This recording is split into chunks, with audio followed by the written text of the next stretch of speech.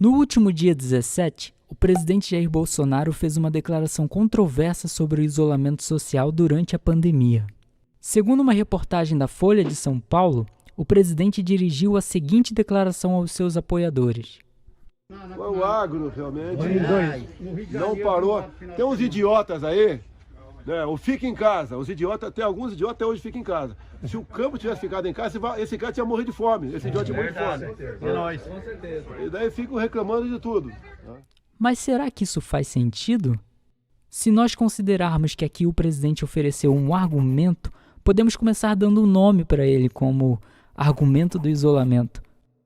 Estandardizando esse argumento, teríamos algo como o seguinte: se as pessoas do campo tivessem ficado em casa, o agronegócio teria parado suas atividades. Se o agronegócio tivesse parado suas atividades, as pessoas teriam morrido de fome. E aqui uma premissa que o presidente não declarou, mas que eu considero plausível de adicionar: a generalização de que a pessoa que sustenta uma recomendação cuja consequência é sua própria ruína é idiota. Disso, o presidente conclui que a pessoa que sustenta a recomendação de ficar em casa é idiota. O problema desse argumento é que ele comete a chamada falácia do equívoco.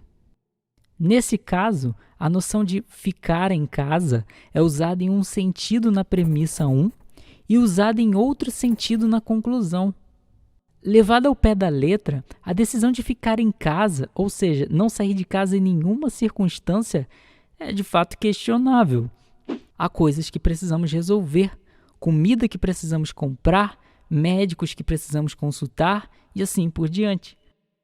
O problema é que a melhor interpretação da recomendação de ficar em casa não é de que a gente deve ficar em casa a todo e qualquer custo. Essa é uma interpretação um tanto ingênua e infantil até.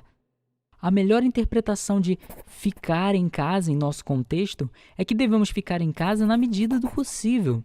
Isso é, não devemos nos deslocar e, assim, favorecer a transmissão do vírus sem que haja uma boa razão para isso. Só que, enquanto não há boas razões para sair de casa por qualquer motivo fútil, há boas razões para que o agronegócio não pare.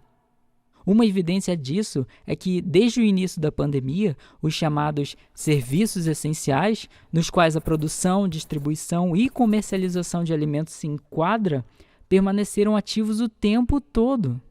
E, além disso, dá para argumentar ainda que a produção de alimentos hoje tem como modelo de funcionamento atividades que dependem em larga medida da utilização de máquinas e que essas atividades, por si só, não violam o princípio de isolamento social. Dizer que quem recomenda ficar em casa ou quem fica em casa é idiota é confundir esses dois sentidos. É um raciocínio que, de início, na correria do dia a dia, até parece fazer sentido, mas que, na verdade, é bem fraco.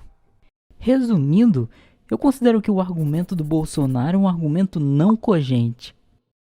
Em outras palavras, é um argumento ruim. Agora, o curioso disso é que, ao mesmo tempo, assumir que o Bolsonaro não tem ciência dessas distinções é um tanto esquisito.